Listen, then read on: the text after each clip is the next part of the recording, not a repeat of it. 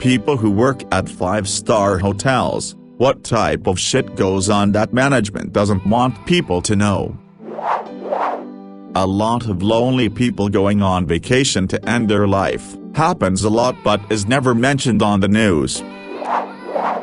We don't want you to know that the people who stayed in the room before you were fucking nasty. Housekeeping gets the brunt of it. I've seen them carry out bags of used sex toys, peel used condoms off of every surface, and scrub shit, actual human, presumably, shit, off places there's no reason for human shit to be. The worst, though, was a couple that wanted a home birth but not, at home, because gross. We had to deal with that hazmat situation. Fuck them as hard as we could with penalties and fees, though.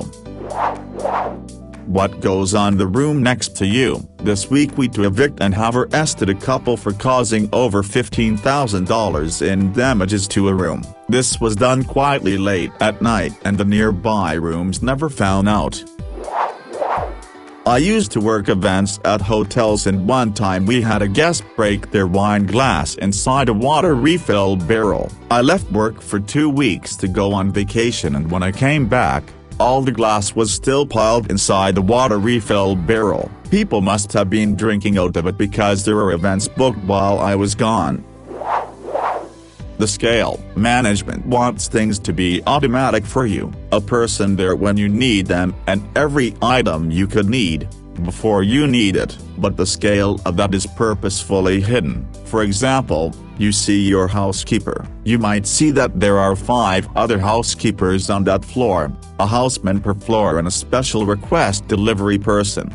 If you look closely, you don't see the 4-6 desk workers manning the radios so that we know when to enter certain rooms, who wants special pillows, how we manage the 3 rooms that all want service at 1 p.m. or replacing rooms that asked for no service. You don't see the 6 supervisors spot-checking checkout rooms for cleanliness, nor do you see the laundry teams, plural, sheets and guest laundry are separate, and guest is split into dry cleaning and non-dry clean. You might see the public parlor attendants, but you probably won't see the team cleaning the pool or deep cleaning the gym sauna. At 7:30 a.m. every morning, the service area just explodes with activity, like you kick 2 ant nests at once.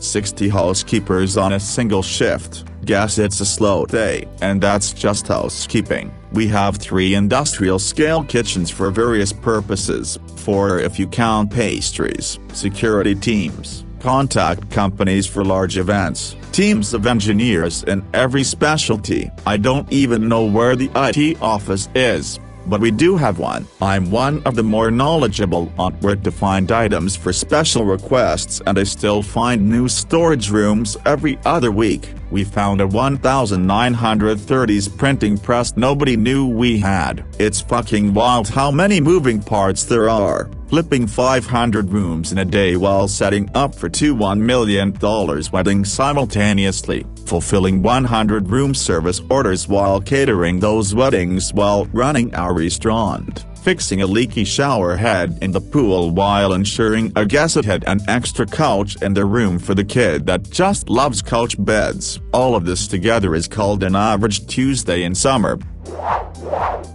Dead people. In some places there's a reasonable chance somebody has died in your bed. Obviously, it varies with the type of hotel and its clientele, but some places you get deaths weekly. Not that their hotel is unsafe but unfit old people overexerting themselves. One place I worked maybe 40% of the beds had been died in. Bed bugs, they happen in every hotel. You might be paying $5,000 a night but your luggage was in the hold with everyone else's. If there's only 1 or 2 bugs and none in the adjacent rooms, diamond style, so above, below, and both sides, then you brought them in. You know what I never saw happen? Maids stealing. Everyone always points at the maids when they lose stuff but we always found it. No way the maids are risking their jobs over your used iPad or mall jewelry.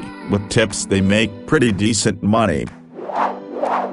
I was a valet in college at a very swanky resort. The members had a certain sticker on their car and the owners, partners have a black sticker, which I had no clue, but knew they belonged. When a guy pulled up in a very nice Benz, I said, "Welcome back," not knowing his name. He was so pissed that I didn't know who he was. He was an ass to me, but I couldn't care less. Moments later, another younger guy pulled up to valet and asked me what the guy said to me. I hesitantly said he was mad I had no idea who he was. The young guy looked disappointed and said, "That's my father and he is an $8 hole. Don't worry about him at all." Then he gave me $20 to park his car and was extremely nice to every employee who ever interacted with him. Lots of prostitution and all the drama, legal trouble that goes along with it. Corporate functions like conventions, parties, etc. where there's an open bar almost always leads to something fucked up happening. One hotel I worked at hosted a Christmas party for an investment firm and two guys started jockeying for the affections of a female co-worker. They all wound up on an elevator together and the guys started fighting. The elevator went into safety lockdown. We had to call the PT and the FD. One guy went in a squad car, one guy went in an ambulance. We had to give the woman some clothes from Lost and Found because her dress was covered in blood and the elevator was out of service for 6 hours to clean it up. There's always a ton of back-of-house drama, too, especially among the execs and the junior managers. Affairs, backstabbing, a little light fraud, you know, the usual. We don't bat an eye at prostitution or whatever goes on in the rooms as long as it doesn't affect other guests. Half the women that come to the bar are working girls looking for a sale. The only thing that the hotel industry ever really reports is human trafficking. There are telltale signs and if something doesn't add up we do report it to local authorities. I don't know about all 5 hotels but I'm sure this happens at most of them. Front desk, reservation staff will basically stalk you online if you're a notable VIP and your picture will be shared internally to ensure everyone recognizes you so you feel special when you arrive and everyone already knows who you are. As part of our training as bellmen we are to ask open-ended questions to the children to make sure they aren't being used for sex trafficking when bringing in luggage to dad and daughter types. My dad works in security in the same hotel so he often gives me a heads up if the guest with the child is already under suspicion regarding their behavior at the front desk for check-in. It rarely happens but hotels are the breeding grounds for sex traffickers. I wrote travel guides to places in the Middle East, Dubai, Qatar, Bahrain, Oman, etc., and have stayed in lots of 5-star hotels around the world for work. The whole 5-star system is murky from the start. The manager at a top-class London hotel told me that their hotel grading system in general is utter nonsense. The problem, he said, is that the list of criteria to reach each of the star ratings is little more than a tick sheet, albeit with around 500 factors to consider. For example, one criterion for being considered 5-star is fresh flowers being present in guest rooms, but there's a huge difference between a big ornate display of orchids and a bunch of daffodils. The presence of either would technically tick the box and in theory you could fulfill all the required 5-star criteria yet be hugely inferior to the hotel next door that offers all the same things but at a much higher quality and standard. The Forbes travel guide gave just 6 London hotels a 5-star rating, including the one my insider works at. But that means that fantastic hotels like the Ritz, the Langham, the Berkeley, and Mandarin Oriental Hyde Park are only 4-star. Are they really 20% inferior to the 5-star rated Al Bustan Ratana in Garuda, Dubai, which is basically a business hotel near the airport? The Forbes travel guide gave just 6 London hotels a 5-star rating, including the one my insider works at. But that means that fantastic hotels like the Ritz, the Langham, the Berkeley, and Mandarin Oriental Hyde Park are only 4-star. Are they really 20% inferior to the 5-star rated Al Bustan Ratana in Garuda, Dubai, which is basically a business hotel near the airport? Now though, in the era of internet, Crowdsourcing is often the most reliable way to judge somewhere. When hundreds of people on sites like TripAdvisor say a place is overpriced and terrible, then it doesn't matter what the official book says. And if a one-star hotel gets nothing but praise from 90% of the people commenting, there's your consensus of rating right there. I don't work in one anymore, but used to. This isn't really shenanigans, but the staff is not nearly so impressed by famous or rich people as some of them seem to think we should be. It was a fancy hotel. We had rich and famous guests all the time, and it was usually the ones nowhere near the top of the ladder who tried to be the most imperious and expected the most deference. If you have to try to convince us you're high status, you aren't. We'd provide polite, professional service for all our guests and try to be helpful and accommodating. But being a C-list actor or whatever isn't going to get you a table in a full restaurant or an upgrade to the already occupied fancier suites. And if there's a severe blizzard and the airport is closed, we can't open it for you because you're too special to have to wait to fly out, even if you're a very important businessman. Didn't work at one, but delivered newspapers to one. The prostitution thing was something the desk saw a lot. The best one was when the gentleman got robbed by two young ladies and immediately demanded the front desk call the cops. When the desk asked if he wanted to call the cops and tell them he hired two hookers, illegal, he suddenly just grunted and marched up to his room. Watching for signs of sex trafficking. Lots of cheating spouses there under fake names, and you can't confirm if they're there when the spouse calls pissed. Jacuzzi and swimming pool deaths, usually from alcohol. Guests expose themselves to female staff frequently, especially housekeepers and room service. People will legit give you keys to their rooms, sometimes dealing with really shitty organizations for their banquets, income, etc. One cool thing is that you can buy pillows, mattresses, etc. from many hotel brands if you really enjoyed your sleep at a hotel. Never trust glass in rooms. GRAs are so stretched thin on time that they will clean the glasses with the same rags they clean the bathroom. After all, their goal is to make the room look clean. I worked as a GRA in a 5-diamond for years, and there was over a year period that went by where we didn't get a clean glass delivery. We didn't have dishwashers in the room, so management was complicit. This was in a 5-diamond, one of the top resorts in the world. Never trust glass in hotel rooms. Worked in 5-star hotels in Beverly Hills. Boy, do I have stories.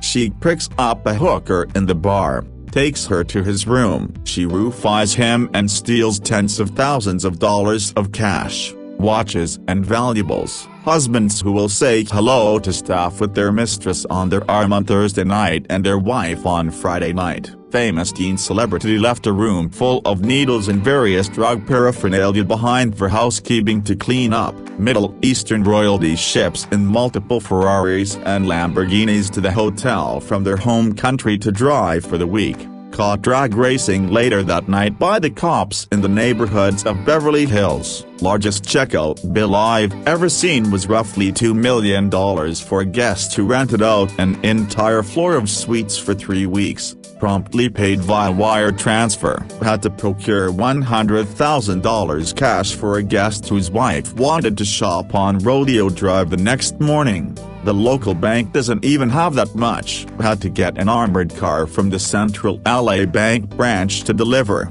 The list goes on.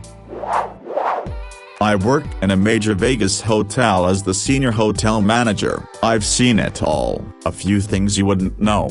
Every hotel has bed bugs at some point. It's not the hotel's fault. We noticed international travelers tend to bring them, probably because they're staying at multiple hotels per trip. You can even get them from the airplane. To check for bed bugs, just inspect each layer of the sheets, under the pillows and mattress. They look like tiny roaches. If you see blood spots on the sheets the next morning, that's usually a sign you have been bitten. But the bites can sometimes take a few days to show or get noticed. Checking in late at night sometimes means free upgrades or discounted upgrade rates. We would try to sell every last suite at night for almost 80% off. We just wanted something so they don't go unoccupied. Sometime if we were oversold on rooms, the late arrivals, midnight, would get a free suite upgrade because we had no choice. Of course, this could also backfire if the hotel is sold out. You may get downgraded for being a late arrival. When you complain,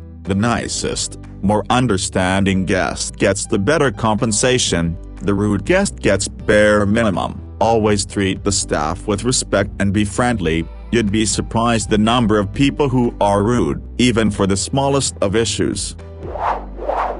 I worked at a Ritz-Carlton a few years back. It's literally the same as anywhere else. The hotel staff is amazing at their job, but on their personal time they're just as fucked as everyone else. The kitchen staff had a few folks with drug issues and had to be sent home a couple times because of it. In my time there I saw 2 waiters get fired due to embezzlement. The turnover rate for management was very high because they didn't pay enough for the area. The staff parties were wild to say the least. We weren't allowed to greet celebrities by name since they wanted to be anonymous, so we would use their alias that day. Some were greeted by prostitutes or escorts who were always super nice to everyone. A regular would rent out a room for a day, once a month, and make 30–40K that day from clients, celebrities, business guys, you name it. Crazy.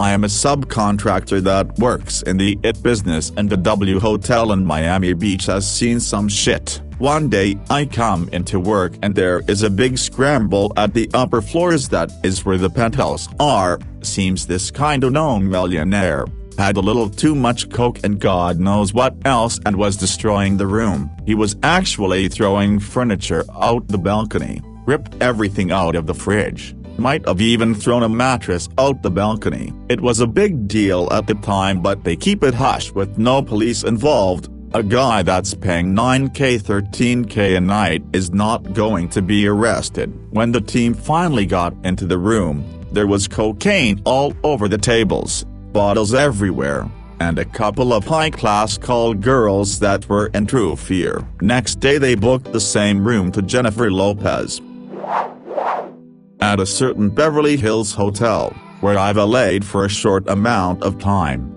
Many stars' cars are just left there. They come and get them whenever. There was also a code name for Justin Bieber who visited often. I can't remember it. He picked it himself. His G-Wagon and a Bentley were just kept down there free of charge. Usher also left his bike there a few years back and has just never collected it.